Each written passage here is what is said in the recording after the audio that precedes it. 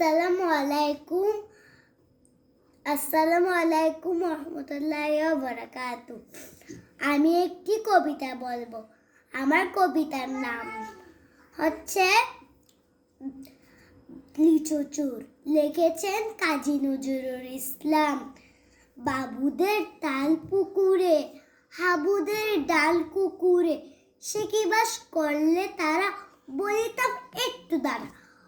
পুকুরের ওই কাছে না লিচুরের গাছ আছে না, হতা না আসতে গিয়ে ইয়া বড় কাস্তে নিয়ে, গাছে গো যেই চড়েছি ছোট্ট এক ডাল ধরেছি, ও বাবা মরাত করে পড়েছি সরাত জুড়ে।